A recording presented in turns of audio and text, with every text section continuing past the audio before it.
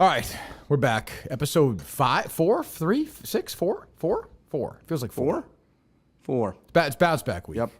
Listen, I give you credit. You made a gutsy pick. It came through for us. So thank God you made it. It's like the most courageous pick comes through. You just never know. So having a little bit of courage. It was a nice. meltdown. I got everything wrong. Everything wrong. It was not a fun ride either because I think like all of our group winners lost on Wednesday or something. So Right, we we would have were had to fucked. go. Yeah, it was over. Yeah, it was over before most tournaments even start. So good week for us. It's a bounce back week. Yeah, I said match play's quirky. I'm not too worked up about that. I'm getting my game in form for the majors anyway. But this week I'm into. Last week before the biggest week of the year for me, the Masters. So we focus on Valero this week. We have a bunch of picks. And then we're trying to figure out before the show how we're going to get our Masters. Because, generally the picks, the top 10, top 20, top 30, top 40 come in like Tuesday-ish. Right. Generally. So we'll figure that out. It'll be a little tricky to record early with that, but we will. We're men of high professionalism, so we'll figure it out. I will say this week sticks out. This is our kind of week. Valero Texas Open. I was thinking the same thing. Yep. People are overlooking it. Exactly. Yeah. Everybody's going to be picking match play. It's March Madness. Everybody's going to be on the Masters. Everybody's on the Players Championship. This is our kind of week. Yeah. I don't hate this tournament. The field is not great, but it's never going to be. Especially now they have so many designated events leading up. You have the Florida Swing and then the match play. Like this event's going to get torqued like 9 times out of 10. But there are guys this week. There are guys. Oldest, is this the oldest running, tournament on tour? It's like 1922 or something crazy like that? Something crazy like that. So it's our kind of week. Let's, I'm feeling really good about good picks. Before you do that, give me a little golf. You're inside. Give me a little golf gossip. Give me something that people want to hear. Give something that nobody knows.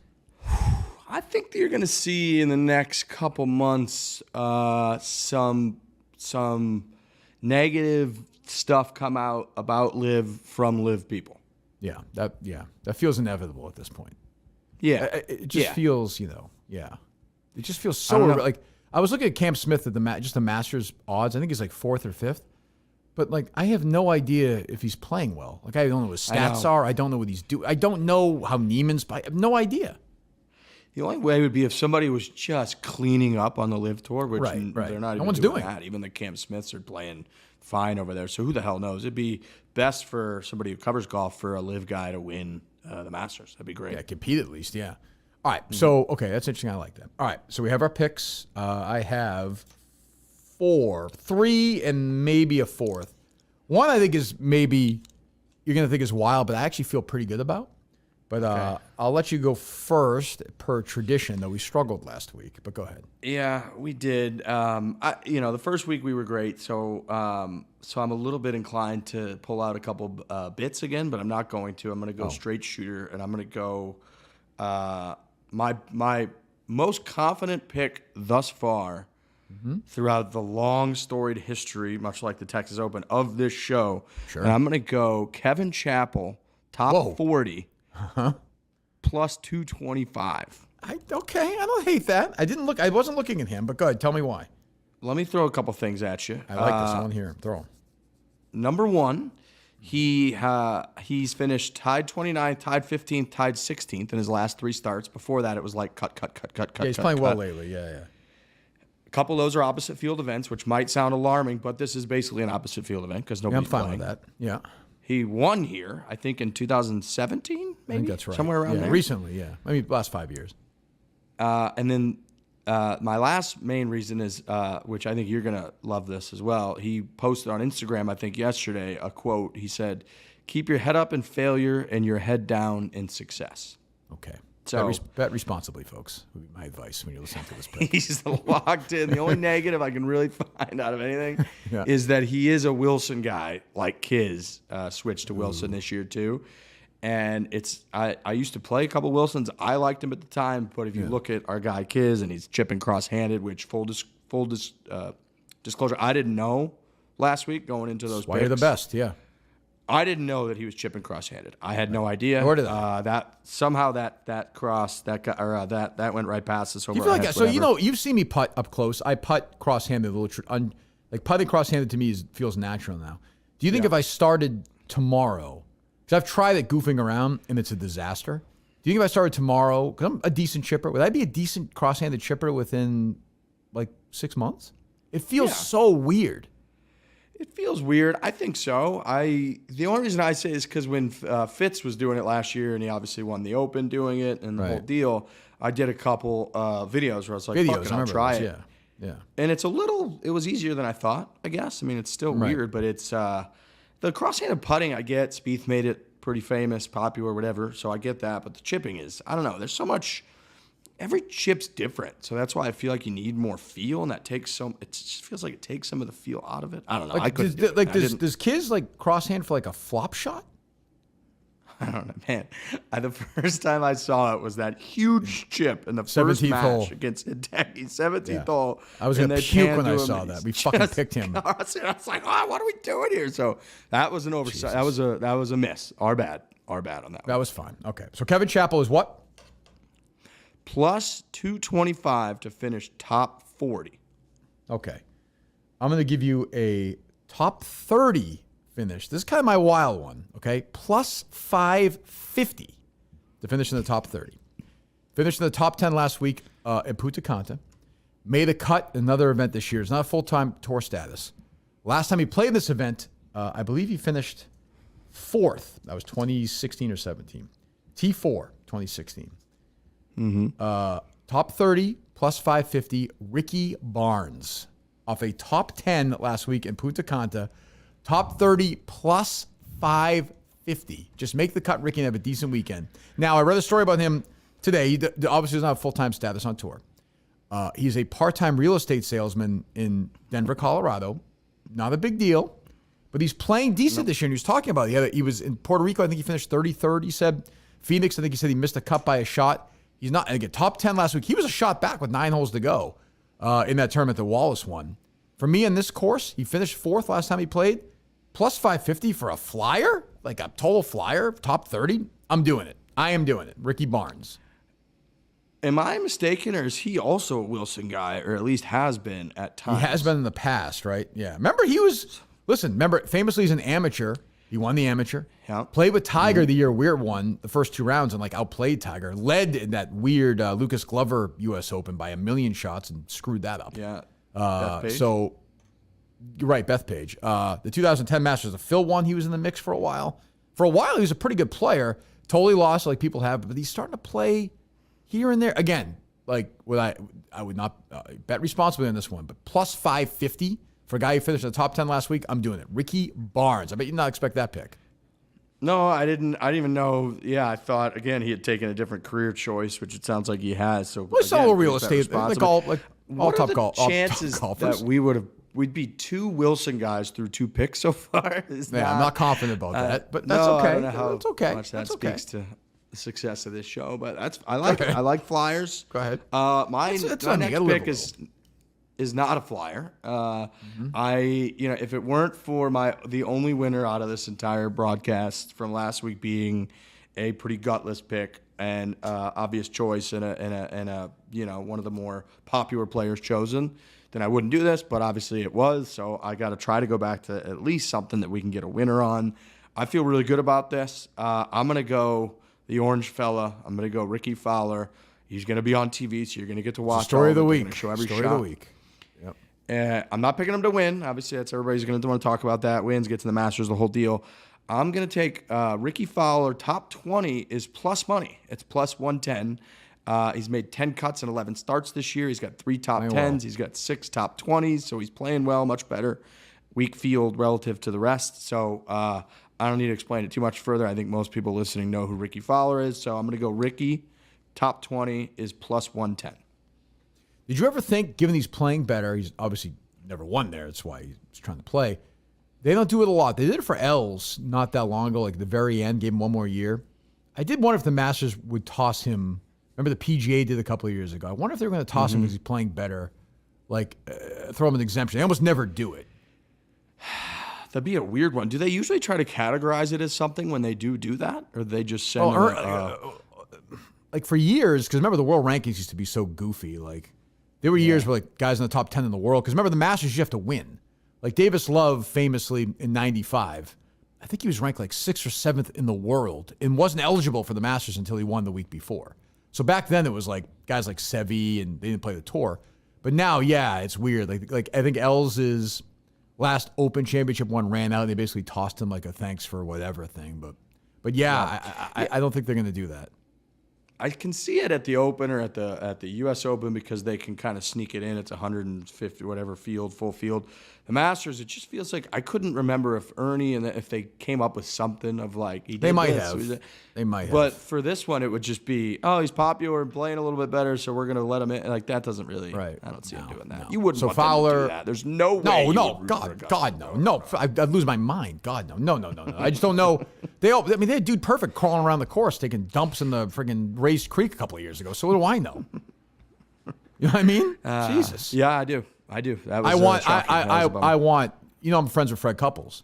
I want footage. I want to see if Freddie's going to be the guy I love or if he's going to be nice guy Freddie at this Champions dinner. That's what I want to see.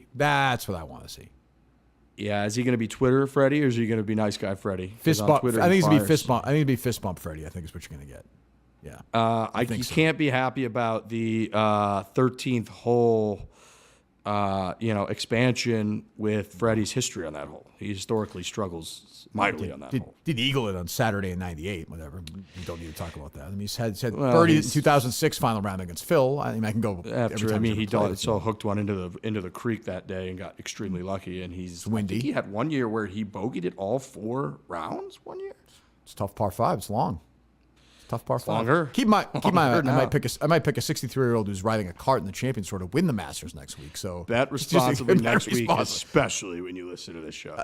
That's a hard pick. But anyway, so I'm gonna go top 20 again. I go with one we've had some success with in the past, though, was down to the wire. I'm going back to Foxy, Ryan Fox plus 200 saw him on there too. Plus 200 for top 20 at Valero. That's good odds. I think he's playing well. He played pretty well in match play last week. Obviously, he's top 30 at the Players we know, 14th. He's been here for a little bit, in the U.S. for a little spell here right now. Playing pretty well, top 20 for Ryan Fox, plus money, plus 200. I'm taking that. He's a Kiwi, is that correct? He is from the island of New Zealand. Is that an island? I think it is. Yeah, it is. There's water around it, that I'm sure of. On all sides, so I'm pretty sure that's. He's a President's Cup guy. I keep thinking he's going to be a Ryder Cup guy because he's on the European Tour, but he's actually a President's Cup guy. He's one of those staples on the European Tour. On this show when we have the last couple of weeks that we've had, I think going back to the well a little bit, it's always a good choice. So I like it. I saw the name, scrolled by it. It stuck out to me as someone that we had a little bit of success with. I didn't know you'd go back to it, but I like him. He's can I ask for your expert advice, please? Because you've been carrying us last week. I don't think we'll get to see a shot of his the whole week, unfortunately. But yeah, please. It drives me nuts. Head to head. And I lost on the. I unfortunately don't have the money for this. Head to head, he's plus money against Taylor Montgomery this week. So I'm picking him in the top 20. Intellectually, shouldn't I be taking him against Montgomery?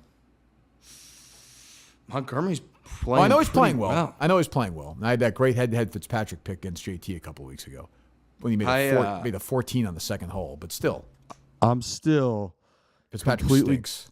Devastated that we shit on Fitzpatrick also last week, and then we just didn't take him to lose his first match against JJ Spawn. I think he played, and he got. I don't even understand it. JJ Spawn just wiped him around the grass all over that place. It was that was a miss by us. I don't like that. Montgomery, he's good. He's playing well. I get that we're hot with Fox and we're trying to get him top 20. I'm saying, if I'm picking a guy in the top 20, I mean, aren't I thinking he's gonna have a good week? I mean, I don't know. Okay, go ahead. But I'm not there yet. All right, good. Okay, go ahead. Plus 200 Foxy. I'm going to stick with Montgomery, and I'm going to kind of go the other way with it. This wouldn't help you if this occurred, but it wouldn't necessarily be the end of your bet. I'm going to go with a Thursday, sprinkle a little, get off to a hot start to the week type feel, and I'm going to go Eagle in round 1 from Taylor Montgomery. What are the odds on that? Plus 600. Wow. He leads the league in Eagles this year with 13 up to this point. I like that. And it's something that if it happens on Thursday, you're trying to get yourself into the week. It's a pretty, not a ton of star power in the event overall. You're trying to get some hype around it, some juice, early start. I'm going to go Eagle for Montgomery. Round 1 is plus 600. Do you think Montgomery's going to play well this week? I think he's probably more likely to play better than Ryan Fox is. Okay. So how about I'm going to join you on this one, Riggs. Ready? Mm-hmm. A little bonus one. Taylor Montgomery to score an eagle in the tournament and finish in the top 20 plus 500. Wow. Is that our dual bet this week? Wow. I didn't even know that was an option. I'm looking at it. Skipped right over that. Are you in? Yeah. Oh, yeah. Let's do it. Let's do it. I don't hate that. Montgomery, eagle and top 20, you said? Yep. Plus 500. Done. I'm in. I added that. Let's do it. I'm in. I will say our joint bet last week with Kiz against Hideki, although it missed, he had a chance. He battled hard down the stretch. So we were alive in that one, but we didn't know. We saw, I forget who played Young. Shit. I forget who it was. Match play. The guy, there was one where Young was like 10 under through 12. The other guy was like 6 or 7 under. You know what I'm talking about? He battled his way to like 16 or 17. Yeah. and then that Matsuyama Kisner match, like I think they were like 3 over. Like that's the thing. Well, that's why I hate that tournament. Who was it? Shit, I forget. I'll look it up. So my other pick that's similar to that, he's playing. It's funny is some of his numbers are dreadful. His putting numbers are dreadful this year, but he's close enough all the time that I feel like he's knocking on the door. So I'm going to take Corey Connors plus 300, top 20 after round 1, and also overall in the tournament. Wow. Putting a lot of faith in round 1, which makes me nervous, but if he gets off to a good start, I feel like I'm in good shape. He's knocking on the door, and I'm just going to tell you right now, given the way he's played the last couple of years at this place, if Corey Connors plays decent this week, I am on that train next week. I'm just letting you know right now. He's top 10 last 2 years. I like Corey Connors. What was that odds on that one? Plus 300. 300. Wow. Yeah, I like him next week too. He's a weird one where he always jumps out to me, as one of those guys that's not in the high tier of odds to win, favorites to win. He's in kind of that second to third-ish tier. And he never really wins, value, Yeah. Never does. That's the problem. Is he's like solid, and I like the round 1 more than anything. I feel like I see him in some tournaments where he almost had that has that Charlie Hoffman quality a little bit, where early on Thursday or something, you're like, Connors is like 4 under through 9. Okay, right. So yeah, I like that. I'm in on that. Okay, so there you go. That is my. I think. Do you have another one or no? I got one more. Oh, you got one more. Okay, go ahead. I got a boring pick. You probably won't see him very often. Doesn't play the most exciting golf in history, but I got Brendan Todd. Ooh, I looked at this. Go ahead. Top 20. Plus 225. That's not terrible. He's playing decent. He plays kind of that steady Eddie golf. Yep. Wouldn't surprise me at all. I think on that one too, I dug into a little data golf and was looking at their like calculations on who's based on the different odds on different books, who they think has, a little bit closer to like real true equity in the whole thing based on the odds. And he was kind of up there in that. So anyways, I'm going to go Todd. I just kind of saw that name popped up, checked it with a little bit of the data boys, looked good. So I'm going Todd, top 20 plus 225. Good pick. Now, we're not picking this, but I would just say if I put a gun to your head, who would you pick to win the tournament this week? Forgetting everything else, just like, no odds, nothing. I'm not, obviously I didn't pick any of the guys that I picked to win it. Right. Or to go out of my way. So let me scroll. I'm going to go name. I'm going to look at a name. It's going to pop out to me and I'm going to pick one. Go ahead. I'm going to go.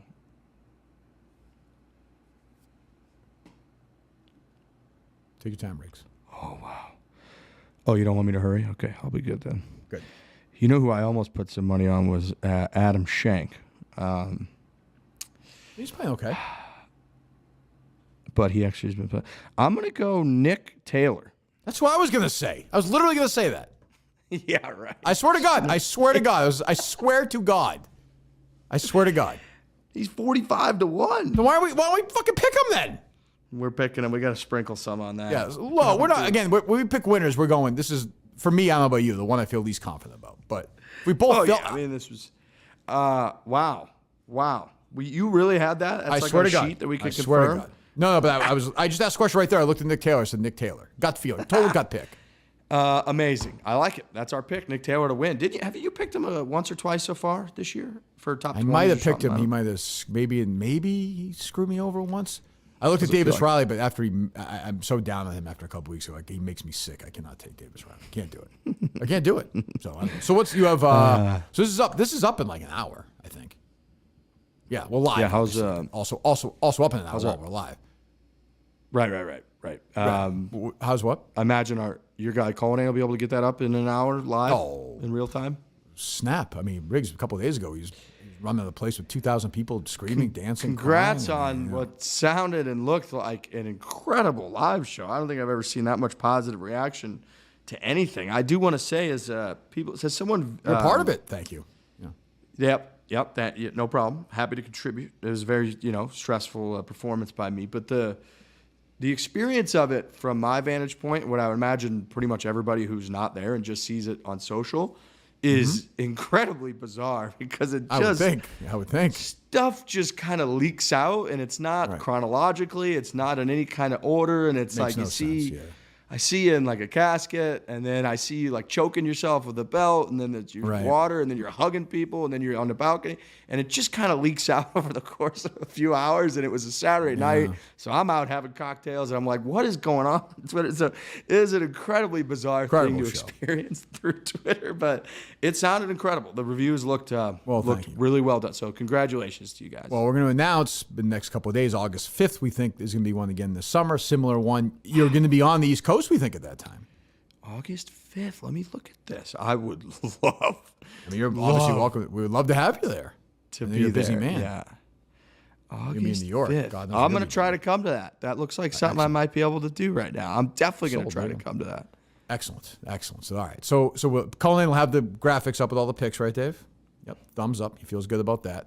I'm going to tell you right now, like last week's picks, I kind of gave you the match. I actually feel pretty good. I'm glad you said at the start of the show.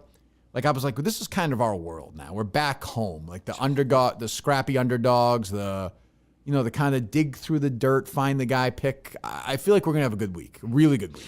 Yeah, we're not playing, Madison Square Garden. We're playing, Portland, Maine, or wherever the hell you guys play. So this is what we want right here. Valero Texas Open, baby. I can't tell you that Kevin Chappell pick for me is the most confident I felt when I saw it was at any pick so far, the whole thing. 25. Yes, I couldn't believe that those were the odds. So I'm going Chappell. That's where I put the most on this week. I'm pumped. I'm excited. I feel good about it. I feel most confident. I think about Fox. I will say, when I check tomorrow, when I'm doing something, I check and I see Ricky Barnes is 6 over through 8. I will say, geez, I wonder why he's selling real estate now. He's trying to sell the house in Breckenridge to somebody. But what can you do? You do the best you can. He goes from ski in, ski out. He's trying to get up and down. Believe me, I know it's hard to breathe up here, but you get used to it after a couple of months. It's fine. You'll be fine. You come for the winters, you stay for the summers. And that's our guy. Hour and a half to the airport. All right, Rick. So we're back now. No, next week's obviously, maybe the biggest one of the year. So And I already have some. I don't know about you, but I have some guys. I'm circling around some guys already. So I've been peeking. Don't worry. And if you think this sounds good right now, wait till you hear me next week in my rental car on the phone, pulled over somewhere in the middle of nowhere, South Carolina. What? Who? Jason Day? Okay, yeah, sounds good. Is Matsuyama playing? Did he withdraw? It's going to be a disaster. Can't wait. Cannot wait.